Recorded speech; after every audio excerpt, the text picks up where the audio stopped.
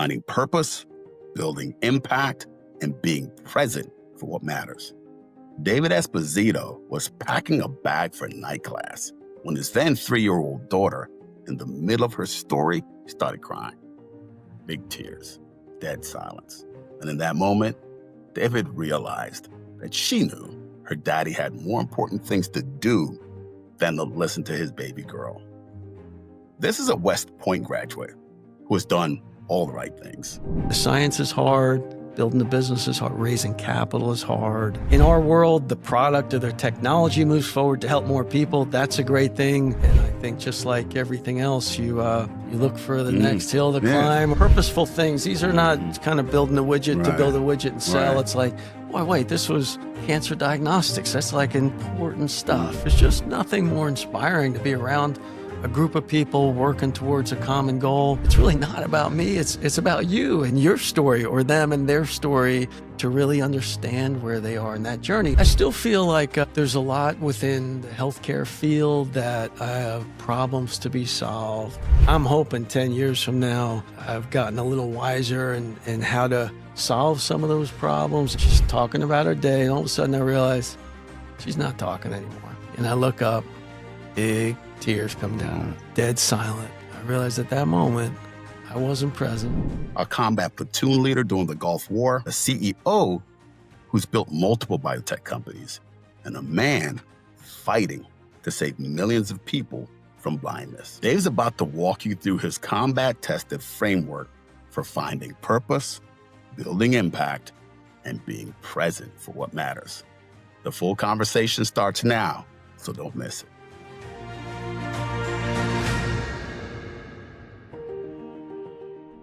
What are you doing now, and why does it matter? So right now I lead a small biotech company, O&L Therapeutics. We're focused on eye disease, some of the big things around glaucoma, age-related macular degeneration. So small biotech based in Ann Arbor, Michigan. You know, why that work really matters, you find out, well, we had a journey together in the pharmaceutical business for sure. I was an old Timolol rep in early days in ophthalmology. I think the reality is we're trying to protect people's sight. And you realize one of the greatest fears people have is to be healthy through their journey of life, but losing their eyesight. And we're going after diseases that don't have ready cures. And so people are on this slow, steady path to blindness. And that's purposeful work to get after that. So the small team, we get up every day and get after it. So that's what I'm doing now. And we've raised a couple rounds of financing. We're in phase 2 clinical trials, really where the rubber meets the road, so to speak, defining real efficacy and safety of a drug. And we're just putting a shoulder to it and hoping for the best. I want to talk about that journey, how you got here, right? And take it back to,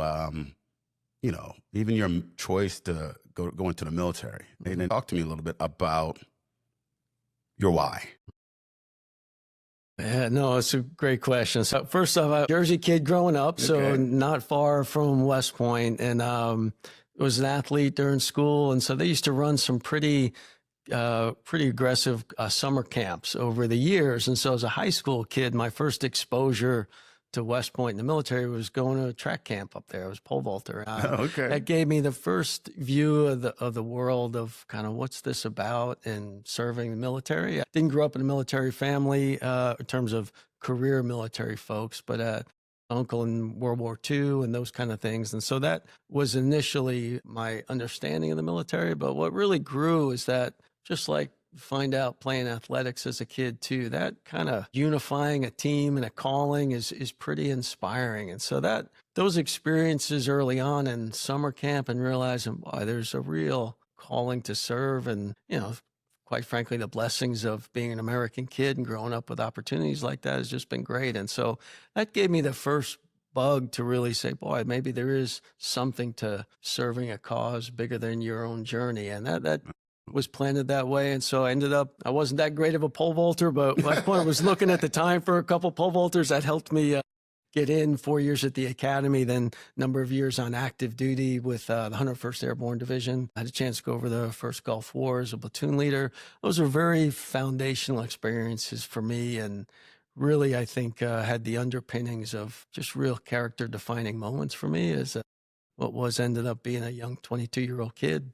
leading an infantry platoon in combat was real foundational for me. And that kind of started off my career in a lot of those fronts. All right, let me ask you about that, because I remember growing up same period of time in Jersey as well. And I think the Army had a commercial that said they used to speak to the fact that it was a great place to start. Yeah, be all you can be. Be all you can things, be, yeah. And I bought it all, Yeah, right? Because I believed in it. And so it has been foundational for me, as I know it has been for you. As a combat, leading troops in a combat, is there a defining experience you had that's stayed with you and created, that you can point to, that's created that foundation for Dave, who's in front of me right now? No, it's a good question. I think there are probably a multitude of those experiences at Bill, but no, I do think, one of the things I really learned over there is the importance of a direction you're taking, a team or people. That unifying mission that you have in the military, and certainly my experience in combat for that, is what are you really trying to do? What's that commander's intent on an operating plan, basically, was important to understand. You need a plan. But then ultimately, when you get to begin to execute that plan, you have to interpret data points on the battlefield or engagement on a battlefield to where maybe there needs to be adjustments in that plan. And how do you gain quick decisions to make those adjustments and keep moving forward ultimately to that mission? And when I think back on my life's journey, that experience to really understand the importance of direction, whether it's for yourself or the team you're leading, but then also to know that things change pretty rapidly and you got to be able to adjust and adapt and keep going. That was an experience for me in combat that really was foundational to me. And then when I translate that into business or being a parent or whatever, that just, you know what, you have a plan, but at some point that plan comes awry with a couple data points, and how do you adjust, keep heading in the right direction? All those things I think were, when I really look back, probably real foundational in terms of how you really live a life. Yeah. Listening to you, I remember that old Mike Tyson. Everybody's got a strategy until you get punched in the face, right? You probably articulated that very well, but that's exactly the truth, But you do have to. You can't just. You have to intentionally build a plan. Whether in the military, it's somewhat clear. Hey, we're going after this objective, and so. But it's still that way in life, or being a boxer. Like, hey, I've got a game plan. But you have to be able to roll with the punches or interpret new data points to figure out how you keep heading in an effective direction. Combat, you're in the military, developing this foundation, something starts to happen where you now desire to move on from the military to corporate America. Yeah. Talk to me a little bit. What triggered that transition? I was, like a lot of things in life, where you get some influence and guidance or so. But I experienced a lot as a young lieutenant. Graduated in 90 and soon after went over to the first Gulf War. There's a lot of experiences in those first few years that I felt like, wow, that was a foundational set of experiences. Maybe there's something else perhaps out there. I wasn't from a career military family, and a lot of input and influence over time. Say, hey, maybe it is time to transition. And I always felt that desire to serve. And so I stayed in the reserves for a little bit, but just felt like maybe it's time to put on a suit and get into the corporate world, translate some of those experiences into business building. So with a lot of thought, guidance, and direction, ended up saying, boy, it's time to get off of active duty and get a career. And at the time, the pharmaceutical industry was growing quite a bit. And I was a civil engineer by education, not a good engineer. That's why I was Army infantry, not Corps of Engineers. But ultimately, I had some foundational skills like that. Got a nice job with Merck as a sales rep. It was kind of interesting. It's always very competitive to get in jobs like that. Right. I was just like, I'll go anywhere. I'm just coming back from being in the Gulf War. I'll go wherever you got an opportunity. Sure enough, started my career as a sales rep in Louisiana and spent a good part of that journey with Merck for about 15 years or so. So 15 years from, you started as a rep, right? But then you're in the marketing. What were sort of some of the key stepping stones? Sure. It was pretty traditional path of starting out in a customer role like sales rep, then ultimately that back to headquarters, learn a little bit of marketing, run a brand team, then go back out to the field, lead a bigger team, and back into headquarters. Did that for 15 years, about every 2 years or so. And, learned a whole lot. It was great experience. I think I came after 15, 16 years heading up a strategy, a new commercial model where Big Pharma was trying to figure out what's the new direction, I really took a pause. I periodically took pauses in those different jobs to say, boy, is this really the right place? Am I learning and growing? And I just felt at that time, maybe there are some other areas of growth that I can have. It was the time Big Pharma was realizing that model is probably not sustainable. And I thought maybe it's time for me to broaden some skills and experience. So that, similar to my decision to leave the military, was a big one. You know, you're 15, 16 years with a large company. There's a lot of inertia behind just staying and building. But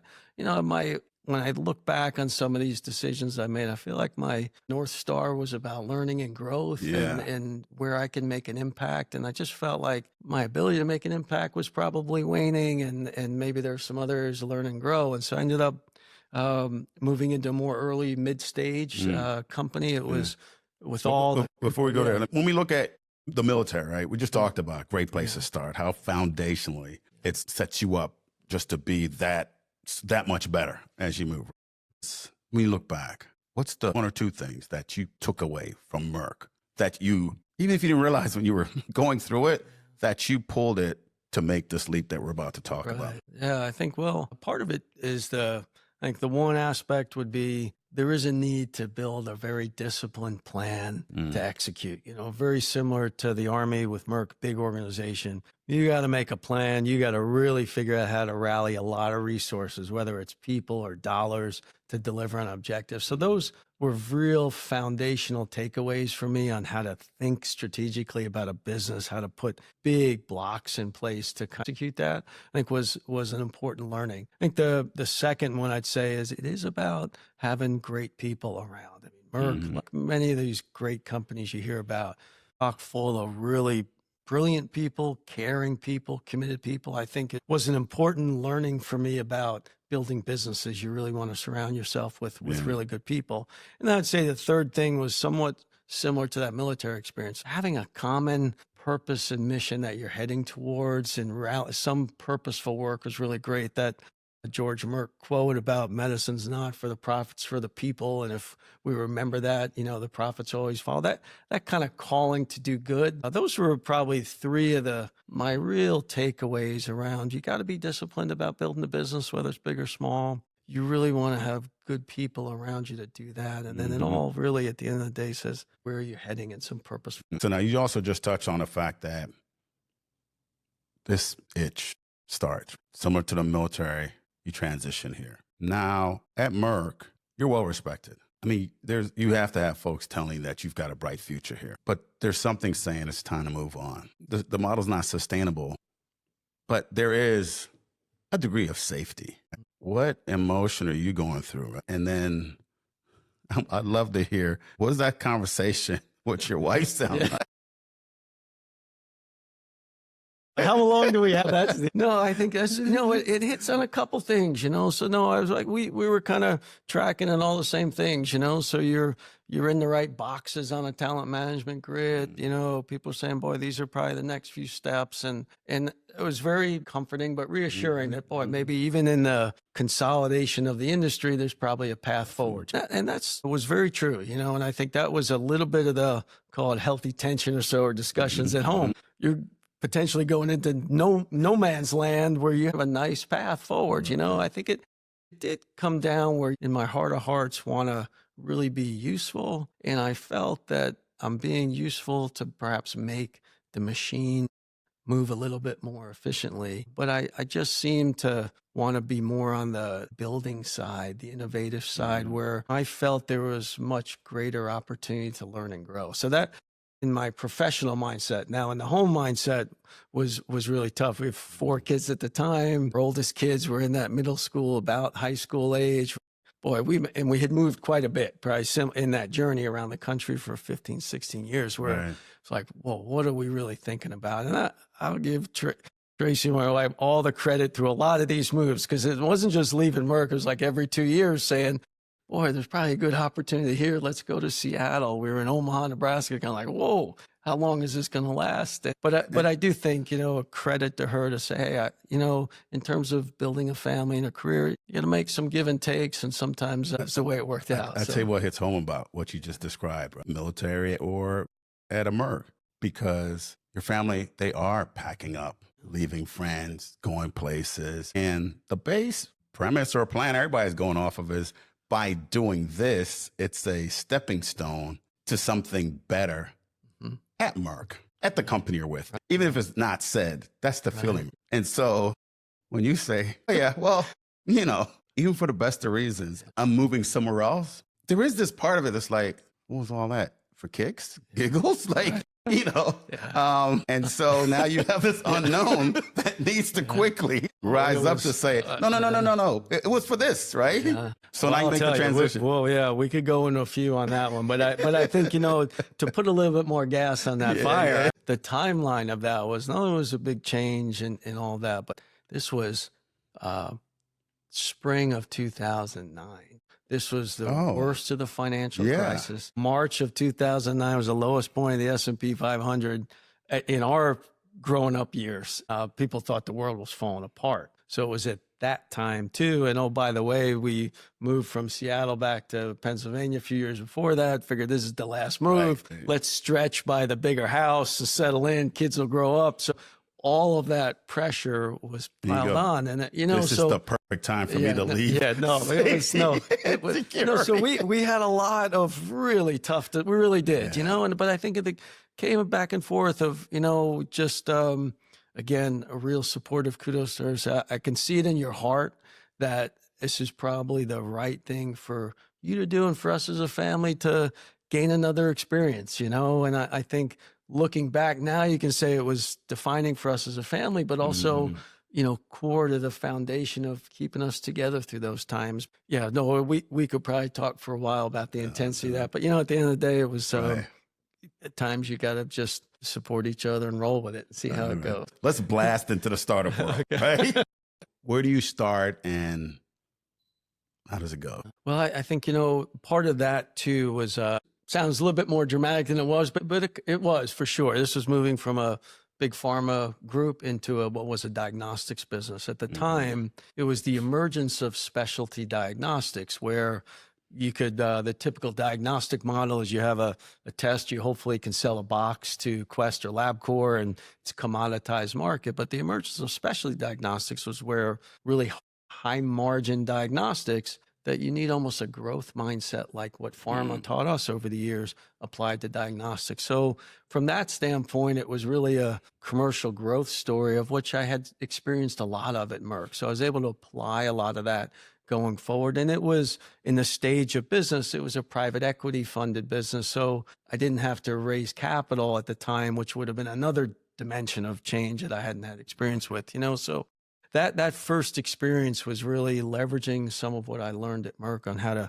build a team, scale up a commercial effort and do that. And it was an allergy diagnostics business. And the PE model, at least at that time and of that industry, was scale it up as fast as you can and then eventually look for a strategic buyer. And fortunate, the team did great. The business grew. We ended up selling it to a large diagnostics player, healthcare services company, Thermo Fisher at the time. So that in and of itself, I'd say looking back, it kind of worked out on those fronts, in terms of scaling up a business, getting an edge it that way, gave me really chance to say, all right, this is kind of where innovation happens in this earlier mid stage and kind of get excited about leading a team and building businesses that way. And then that really led me over the course of a couple companies of, hey, I like to get earlier and earlier to where it's two folks like you and me sitting around the table with an idea. How do you build that up? All of it focused on healthcare and innovation, whether it's diagnostics or now therapeutics. So that excitement around an idea, how do you build a business and a team and raise capital, which was subsequently the experiences I gained in other opportunities that really gave me a sense of, even though it's a bit rough and tumble, I kind of like that being on that forward edge of innovation. Two things I picked up so far, right? You come out of West Point, you go straight to war. You get thrown right in, right? So things work out, right? Yeah. That's kind of that timing on there. Now you leave big pharma, you go straight in, and it is successful. It kind of goes the way it's supposed to go. Right. The way this story ends is all the other ventures you touch, they just take off because you've learned how to make the, no? That was the case, yeah. Well, I kind of accelerated to present. I know, so in a few other companies. So I've had a few good exits, or so to speak, or to your point, go as planned. I've taken 2 companies into bankruptcy or controlled wind down, whatever polite way you want to describe it, where, you know, you have a product that may look great, act great, but you're positioned it wrong in the marketplace. And eventually investors run out of gas supporting that. And you have a leadership team perhaps that's not willing to change gears and realize this segment is not where we should be here. Careened it into bankruptcy. People, myself included, lost everything, lawsuits, all of that chaos that you can think of. And then the other experience, somewhat similar, great product, poor positioning, a little bit of timing on investment, and core investor walked away from the table in the last minute, and you wind the business down. I would say similar to even my experiences in combat and other, the plan, you make the plan, sometimes data points come out that you got to work on. So I think my learning over this now 15, 16 years of being in more in the early mid stage, most don't work out according to plan, but you learn through it and you hope you move the science forward. But there's been 2, and, you know, on the cusp of what is potentially a third painful one there that I'm a part of, that the science is hard, building the business is hard, raising capital is hard, and sometimes it just doesn't come together, and it hurts, but you hopefully kind of learn, move some things forward. So the highs, the ones that work, what's that feeling like? No, it is those, it's those kind of life defining changes that you hear about or read about. You know, you put all your effort into it, team does great, you get what would be a good exit. In our world, the product or the technology moves forward to help more people. That's a great thing. But also from the practical side, you need capital to do this. So investors are rewarded, the team is rewarded with that kind of upside, which is a really great thing to do. It feels great in that the team you're working with is recognized and rewarded with a product that continues and a capital reward that feels really good. So those are really great sense of accomplishment in that. And I think just like everything else, you look for the next hill to climb, or it becomes like, again, back to where we started, very purposeful things. These are not kind of building a widget to build a widget and sell. It's like, boy, wait, this was cancer diagnostics. That's like important stuff. And now I'm in eyesight. So it does go back to that purposeful work. Which is was always the cherry on top for being in this, life science world, that business and all the strategies, tactics, sales, marketing. It's all a part of it. So you get that part of it. But at the end of the day, when you get done, you go home, you're like, I'm doing good work. I'm doing good. That feeling, that high. But then you mentioned the failures. When those failures inevitably come, where do you anchor to relaunch? Oh, that's really, no, it's a great question. So I'd say too, as a side, they are painful. They're painful for the people. I mean, these are small ventures. When you have 6, 7 people and you realize, boy, Allie just bought her first house and she's counting on that paycheck for a mortgage payment, all those kind of things, that hurts. Like, it hurts for you personally, it hurts for you as the team you've come to build, and also investors and people that, a lot of these are friends and family funded to get started. Then you get to more professional money or institutional investors. It hurts across the board. You got to show up at Thanksgiving with some family members that may say, hey, we want to support your plans. So I just want to say it does hurt for that. It hurts that maybe the technology or the leadership, as in a key leadership role, didn't make the right choices at times. So those are, painful journeys. I think what I learned in the ball fields early on in the military taught me that.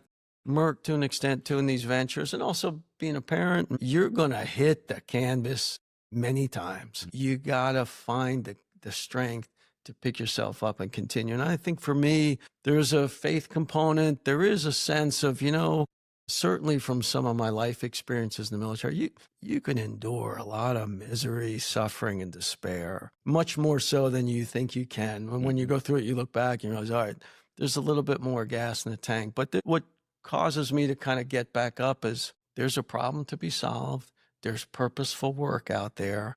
I got to get through. And I think there's also that need also when you're a young guy too, you're looking in the eyes of your children, your spouse, like, wait, we got to get up here. I still got to make it happen. So there's that purpose. There's also, you do feel there's a sense of calling to try to contribute that gets you up. But in no uncertain terms, no shining over it. It's painful. It's hard. You go through those self-doubts. Like, can I really do this again? Am I really able to kind of get going? Maybe I've seen enough. I need to go back and try to get a less stressful challenge. Right. But I found myself just kind of back into the fray again, as I think, again, it's purposeful work. As long as I could see myself being useful, dust yourself off and kind of get back into it. You have a unique perspective here that I'd love to hear. Leading men into battle in the combat, leading through a failed venture. Which one's harder? Both have different degrees of difficulty. I would say, the risk of life and limb and all of that in combat situations certainly puts on a level of difficulty and dimension that I don't think you can replicate in a lot of other areas. But the sense of the challenge is certainly out there. I think what's complicated now in my adult life is you have a lot of other things going on that these failed business ventures do potentially wipe you out financially. They do potentially put a lot of stress on those you really care about that you really don't want to have that much stress applied to them. So those are really tough learnings as well. I think it's hard to throw too many comparisons to other than say they're both difficult, painful, but helped form me into who I am today, and I still would sign back up. Just kind of what it is. We've used 2 boxing analogies already. Yeah, you got strategy that gets punched in your face. You got to pick yourself off that canvas. I think about Ali or someone just leaning on the ropes, trying to get their wits about them during a standing 8 count because you got to go back out there. You're back out there. Tell me what drives that and what you're doing now. Sure. We talked about it up front, but now I want to find out a little bit more about it matters. And we're not getting younger. We're not in our 30s anymore, not in our 40s anymore. Right. Some might say we're beyond our prime, but one of the things that I see is this is our prime. When you think about all the experiences you've dealt with, the good, the bad, the ugly, the highs, the lows, you never had that when you were 30 or 40. And you've taken on this new challenge, this great challenge. Talk to us a little bit about that. Sure. I think it does come back to where there are problems to be solved. There's in our world of growing up in human health and that there are real difficult problems to solve. And so I do get energy around that problem that's very purposeful to alleviate suffering of others. And being in healthcare, you see that every day. And I get energized by just trying to be useful and purposeful in that. And so I think that's what helps rally me back either from a high or a low to get back into the fight, that it's just, there's a lot of need out there and you can see yourself applying to solve some of those problems and meet those needs. And so that's the rallying around O&L Therapeutics and what we're doing today. I mean, as we touched on earlier, people losing vision is a very scary thing. In some of the areas of disease that we're working in have no approved therapies for that. And our founder, Dr. David Zaks, who's a brilliant internationally renowned retina specialist. I mean, his founding of the company, the essence of that was when he'd sit across the table from a patient and say, Mrs. Jones, Mr. Jones, there's nothing more I can do for you. You're on a slow path to losing your sight. And that's a tough spot. And in layman's term, in this case, how are they losing their sight? What's causing it? Sure. So there's a condition called age-related macular degeneration, the dry form of that, where it's a lesion on your retina. And ultimately, your retina transduces light, submits a signal to your brain to be able to see. And that lesion eventually covers up those cells of the retina that transduce that light back to your brain for a signal. So eventually, you have a lesion that covers your retina and you can't see. So you have a slow pathway of that lesion continuing to grow until it cuts off your vision. And what David developed and what we're working on at O&L is we have a drug that blocks those cells from dying and basically halts, or what we've seen, slow the progression of that lesion. So what you can really say to a patient, or what we're studying now to say, is if you take this drug, you could slow the progression of your pathway to blindness. And for many, that might say, I can add years of my sight to see my grandkids, to still read on a day-to-day basis. So that's the real purposeful work to be productive, like we've been talking about, right? Yeah, exactly. It could change everything. How many people worldwide are we talking? These are millions in the U.S., 4 or 5 million in the U.S. Globally, these are massive opportunities to make a real impact on people. We're also in glaucoma as well. These are millions of patients that are suffering from these diseases. And so it has a chance to make a real impact. The science is tough. It's complicated. We talked about failures earlier. The road is strewn with failures of trying. We feel like we've got as good a shot as anybody, and we're in a large global phase 2 study right now. 325 patients. And really at the end of that, we'll see, is the drug effective enough and safe enough to then move into what would be phase 3 or approval level studies. I think it really helps me with what gets you up off of that canvas, what gets you up off of the rope, what gets you back in there, even post disappointment. It's just, even if it's a chance to make a difference in that many lives. That's it. And knowing, to the point you made earlier, you need a good team around you. If there's anything that maybe we didn't say, or I didn't say from our journeys we've been discussing, this is no one-man band. You need a team around you, not a scientist by training. You need scientific expertise. You need courageous investors who are willing to support these, what are very high-risk investments. And you need teams that are just really willing to capture that vision and run hard, because it certainly is not easy. And so that's the other part of this, is just the excitement of being around others, similar to your and mine military experience. So there's just nothing more inspiring to be around a group of people working towards a common goal. That's huge. And that gets you to run to work. One might even say it's essential. Who your friends are, who do you have around you in the room? I mean, there's so many analogies and sayings, right, that speak to this. Totally. Show me who your friends are is one. But the positive side is that you need a team around you, whether you're in the military or at Merck, or large companies, or startups. You've got to get your squad around you, your advisors. Tell me a little bit about the advisors and mentors.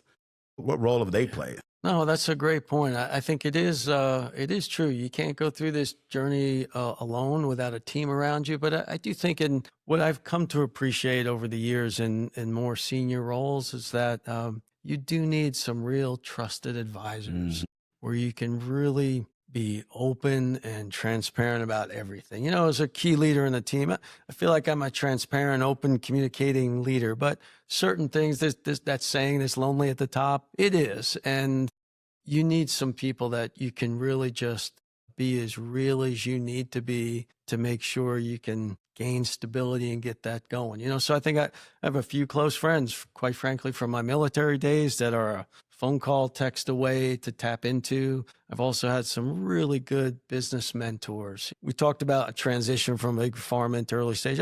I stumbled through a lot of things.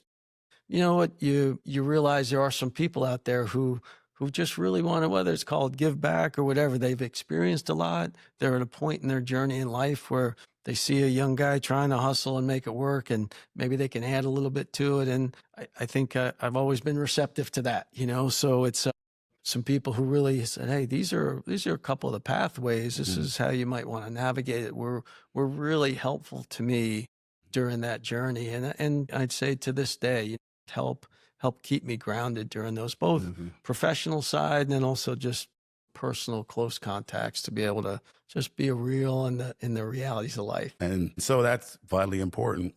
The other flip side that I would say is vitally important, and I know the role you've played for me, and I know whenever I bring your name up, they have a story about how you've helped them. Even folks I didn't realize you were connected to. I was talking to another former colleague. I told him, you're coming in. And he's like, man, that guy would give me the best advice, right? He would help me. And so that's vitally important. And I guess the question for me is always, even when you're going through it, Who are you bringing along with you? That's a great one. And I'd say too, in terms of the theme we've been talking about, how do you keep the energy going for the next big challenge? Well, to you and I, we're not getting any younger. So it's important to, I think, cast back that experience to those who want to contribute and move things forward and be a resource to them. So I do find myself doing that over time, that if the experiences I can share can help others, and what's great about what you're doing here, and there are forums I'd say a little bit easier to do that now, where you can cast influence that way than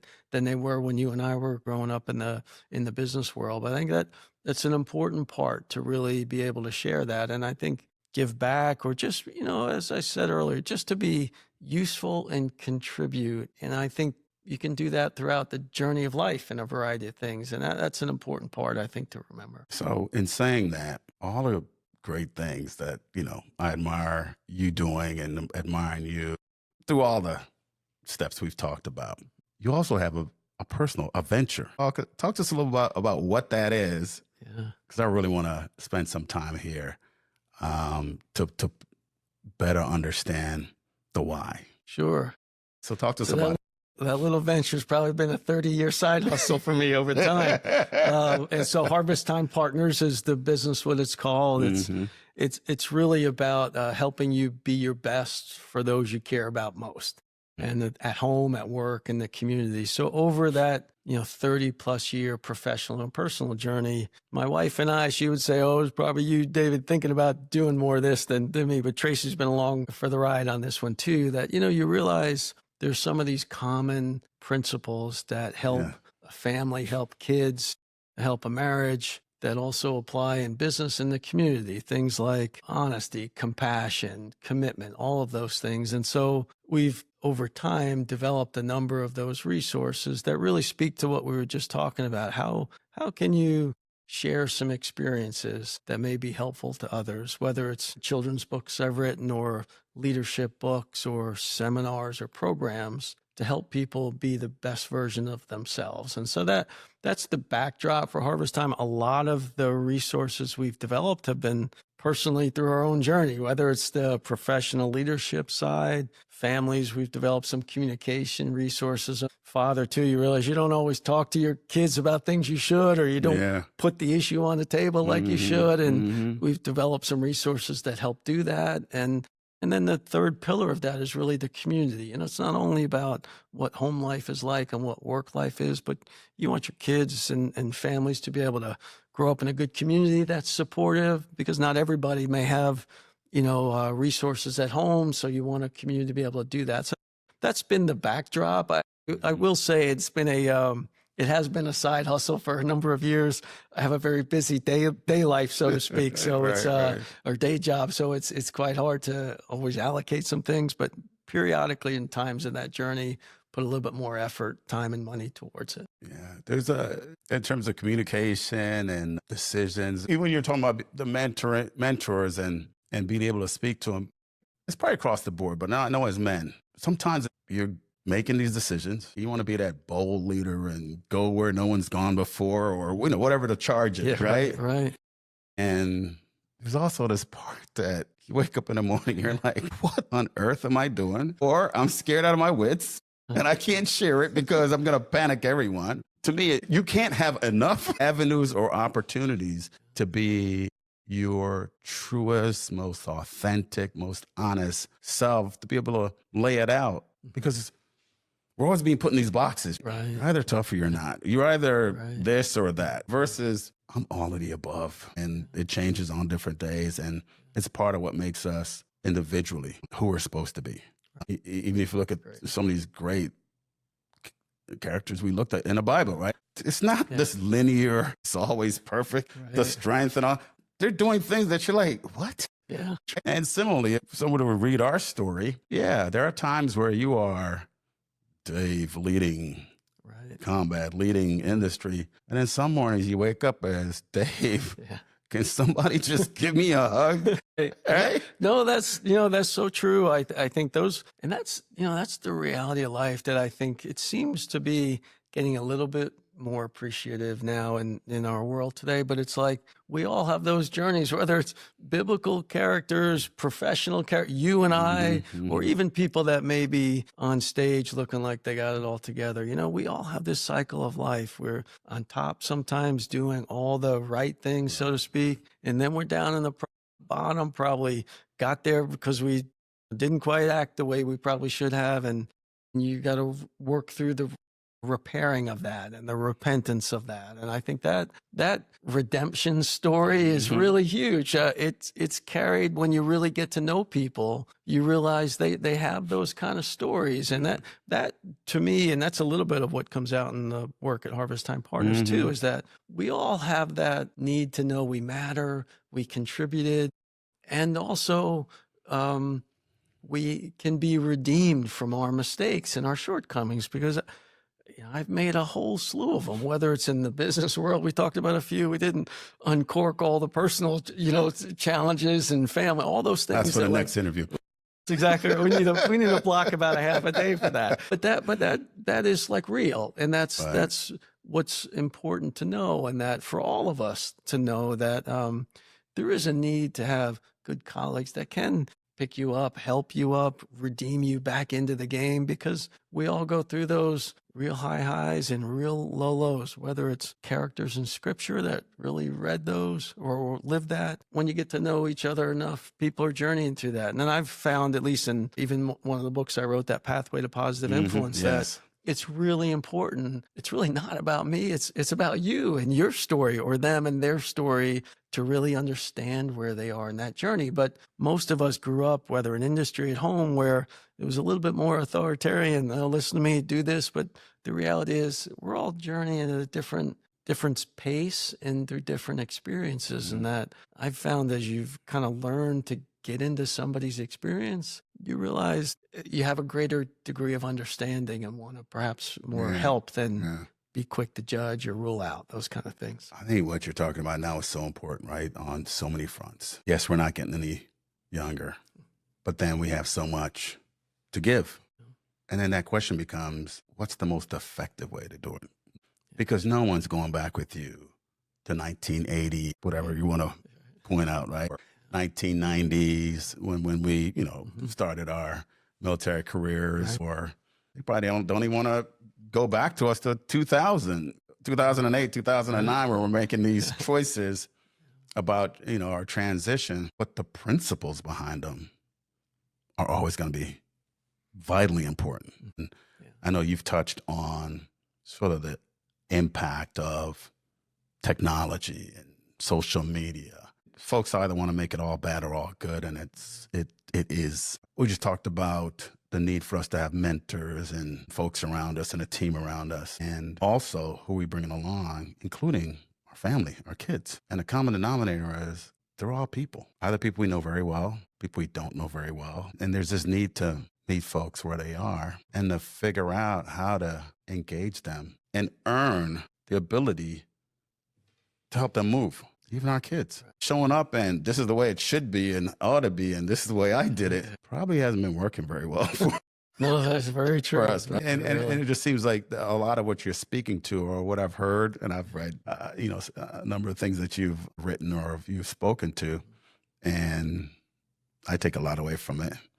Talk to me, in a book, the perspective there, right? In terms of that sort of setup, key message, the key takeaway in terms of our interrelationships. I think maybe I'd say there's two that I think about across all those things. One is you touched a little bit on just the generations maybe we grew up to, and then where we are today, is that I found in my professional journey, personal journey, and what I've kind of written a lot about, is one thing is to be present, to be dialed in where you are today. Our phones go off all the time. We got all kind of activities going on that could be distracting, but I think be present is really foundational important. And we all got to work on that. We're all struggling with that, but be present, dialed in when you're with people is important. And then the second piece is a little bit of what I touched on, that it really isn't about me and my experience and all this kind of wisdom or what. It's about you.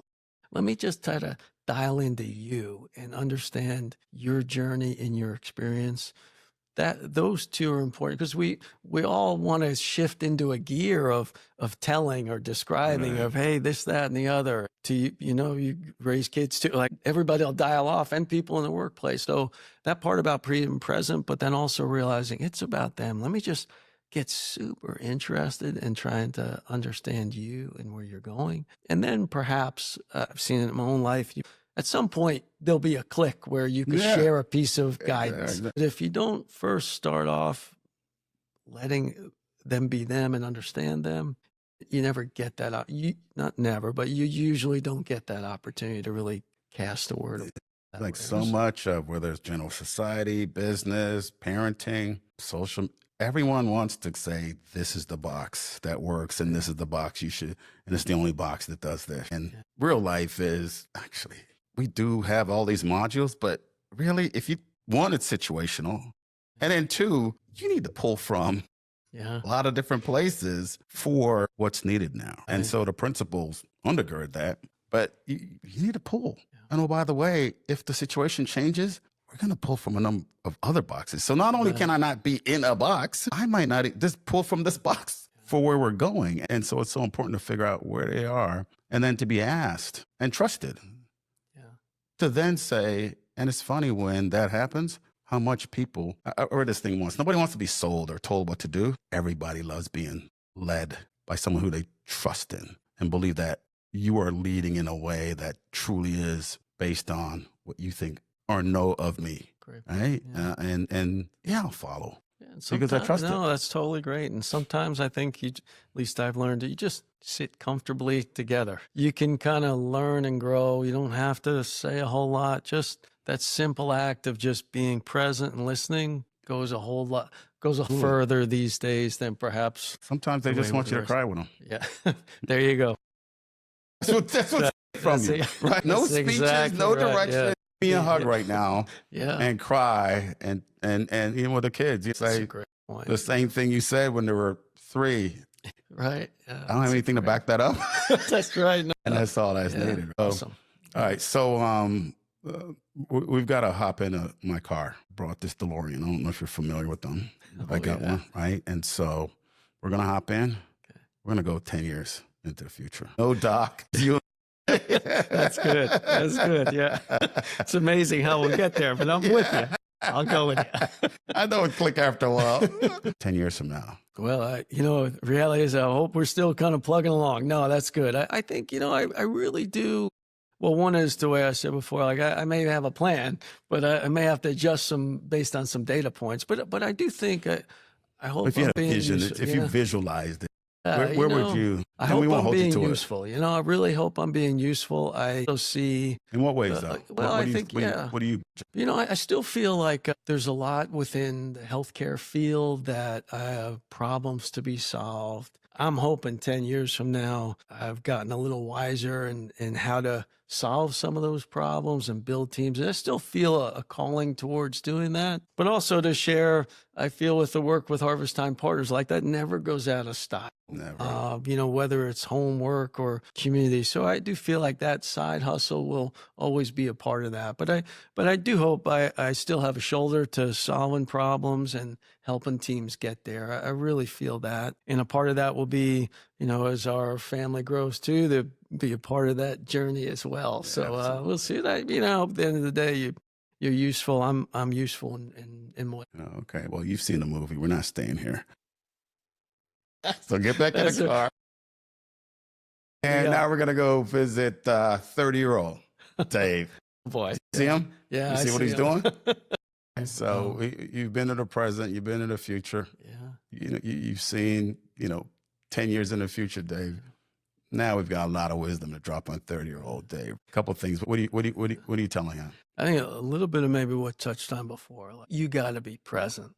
If I think about workplace, we grew up with a little bit of start of email. We eventually got BlackBerries, right? And that kind of started this whole level of distraction. And if I was brutally honest with myself, there were home life moments where I probably was not present. And I could see that in the 4 kids and a foster daughter and a wife that probably would say, you probably weren't as present as much as you Yeah. need to be. Sure, you got to work, do it right. You know, you're traveling. There's those times you're going to be out of pocket, but when you're in, you better dial it. You know, so I think I would tell that younger self, be present, not just at home, but also in the workplace. You know, it's like when you're with something, you got to dial in and be present. You know, that would be one really core thing. And probably the second one would be try not to worry as much. You know, I think the principles you mentioned, we've been talking about, if you stick to those principles, have faith in the process that, you know what, you're going to have a few bumps in the roads, a couple challenges, stuff may really come off the rails for a while. Yeah.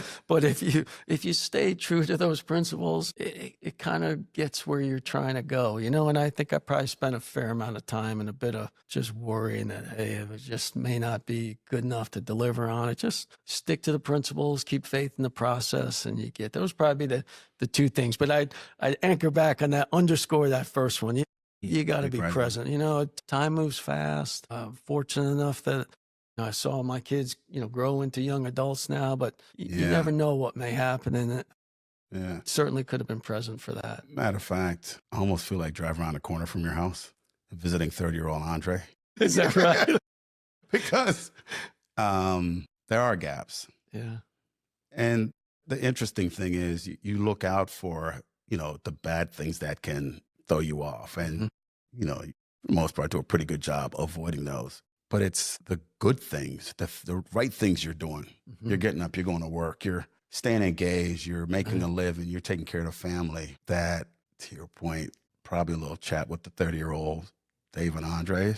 I go, because you're doing such great things and what you're doing is right, you almost have to double down and pay attention that you're not in the moment, though. I hear my wife and kids talk about experience. Remember, big stories I remember, but there's some of these little ones that you weren't as present as you thought you were. I've heard Warren Buffett speak to this as well, like things he regrets from his first marriage, being there, but you're not present. So I think if some young parent out there is listening, or even for you and I to feel, all right, Esposito really fouled up, so maybe I'm okay. No, sorry, but growing up at Merck, right, where I was working hard and I was going at night getting my MBA. And I can remember one time we had two girls at the time, running home from work, getting up, packing my bag to go to class that night. Our oldest daughter, she was about 2.5 at the time. She would say, Daddy, I want to tell you something. What happened? And I'm like, hey, great, Stephanie, tell me what's going on. And I became not present, started packing my bag because I got to get out the door. She's talking about her day. And all of a sudden I realize she's not talking anymore. And I look up, big tears come down, dead silent. I realized at that moment, I wasn't present. She is a young 2.5, 3-year-old kid. Knew at that moment her daddy didn't care about her. Something else was more important to pack a bag to go to night class. And I still remember that. Now, and I've talked to her about it. Thank goodness she says, Daddy, I don't remember. but you and I know there's some hard wiring that happens in those experiences. 1, 2, 3 years old, that takes a lot of work to get through that when you're an adult. So I share that to say, I'm certainly not the guy that's perfect on it, but also it's back to that presence that's critically important. For a young, beautiful daughter who I would give anything to be back in that moment to say, I'm all yours, forget class, I could survive without it. Exactly. But I didn't at that moment. You know, it's just another So sometimes the good things you got to watch out, you know? Because to your point, that is clearly nothing close to the truth. And so just the last thing you want to communicate is not even true. Right. So here we are communicating. Oh, yeah, I've got more important things than you. Packing this bag and making it to class that no one's going to reprimand me for being a little late. I know. Over you. Just think about it. I know. It's like. Absolutely. All right. So let's come back to the present. Because like you said earlier, there's someone listening right now. Similar journey probably, or similar choices, situation. What advice would you give? You know, I think for them to realize too, it is about, they got to take a good inventory of themselves. People talk about self-awareness, emotional intelligence. I think we all need to be really intentional about trying to take a good look in the mirror and realize where we are. So I'd encourage anybody in these journeys to figure out where am I professionally, personally, but that good, healthy, quiet time, perspective in the morning, evening, whenever you get about kind of where am I? And where am I really going? Where do I really, you talked about 10 years, where am I really trying to get to professionally, personally. I think those are really important things to do. We probably grew up on that 7 habits of effective, right? Begin with the end in mind. I mean, that's an important piece that in a busyness of life, we don't always do. And so I think that I'd encourage somebody to be really self-aware on where they are and then where do they really want to go. And then it becomes pretty methodical from there. Like, all right, that's like this plan we're talking about. All right. First plan, you got to take a first step. How does that plan come together in those aspects of life? And then the other piece would be to just be ready for either whether it's a punch or changing the battlefield. Gonna get you on that game. Right. And so just know that's happening, absorb it, you'll survive, you get back up and keep going. And those would be a few things I'd share with somebody, but it does start with figuring out where they are and where do you want to go, and then just machine. That purpose is out there. That great thing that's needed from you is out there. Yeah. Right? Yeah, there's going to be some knocks along the way, and we've got to make sure we don't understand ourselves and be present for our loved ones, folks that need us as we journey there. And we got to have folks around us because it's not a one-man show or a woman. But so. All right, Dave. It's been great. Andre, wonderful having. I appreciate being on it.